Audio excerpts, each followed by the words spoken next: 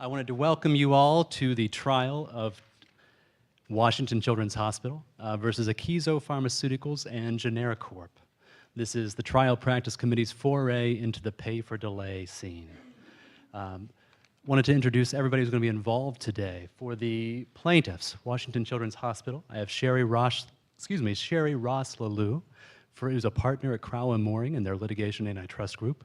She has a long experience in antitrust cases and litigation, from everything ranging from exclusive dealing to monopolization. With her is Michael Cadis, Deputy Trial Director at the FTC's Bureau of Competition. Michael has been involved in one way or another in pay-for-delay cases at the FTC for probably the past 10 years. So if there's somebody who knows the material, it's Michael. As their expert in this case, I have Professor Einar Elheg, who is the, just to get this exactly right, Petrie Professor of Law at the Harvard Law School, where he teaches, among other things, antitrust. Einar also has been very active in the pay-for-delay scene, both academically and as an expert witness. For the defense, we have Eric Grannon and Rohit Singla. Eric is a partner at White & Case here in Washington. Rohit is a partner at Munger, Tolles & Olson in San Francisco. Both are experienced trial lawyers, and both, believe it or not, were counsel for respondents in the appeal of the activist decision to the Supreme Court. So they too have a fair amount of knowledge about this area. Their expert is Dr. Mary Coleman, who's sitting down front here. She's She's loved and adored by Rohit, but she is also the Executive Vice President at Compass Lexicon, and she is the former Deputy Director of the Bureau of Economics for Antitrust at the FTC.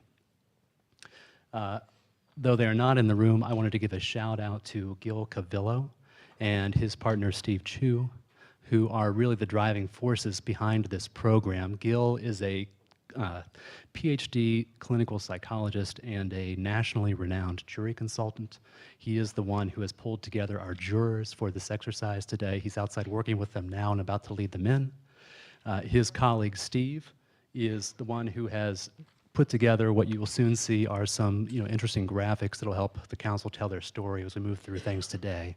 They have done this for grace. And they have done it, moreover, for the past 6 years. So they really deserve a round of applause for their efforts.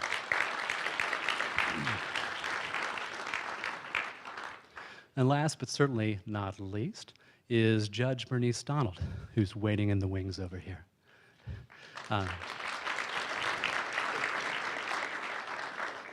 Judge Donald knows a thing or two about judging. She currently sits as a judge on the U.S. Court of Appeals for the Sixth Circuit.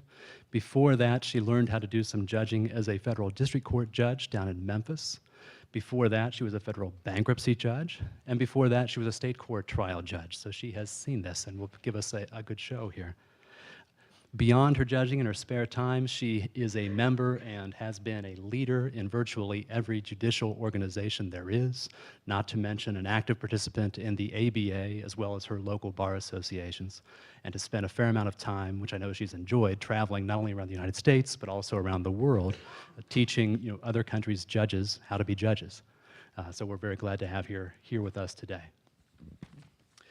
As always, the standard disclaimer for these programs: all of our participants here are going to bring their skill, their expertise, and their passion to this case. But please understand that the views they express here in these proceedings are not necessarily their own personal views, nor those of their firms or agencies or their clients. And I guess that brings us to the main event.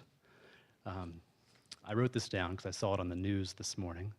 Yesterday, a lawyer from the FTC's healthcare division observed that under the Supreme Court's activist decision, potentially illegal payments between drug companies don't have to be cash changing hands for there to be a violation. In this lawyer's view, activists, the Supreme Court's decision on pay for delay, should be read in a way that views all payments as being subject to antitrust laws, and to confine activists to cash payments only would be gross reliance on the form over substance. Just so happens, those issues are precisely the issues we want to trot out here today, And those are the issues that we want to see how our lay jurors will react to. So with that, I'll turn the proceedings over to Judge Donald, and we'll get going. Thanks, everybody, for coming.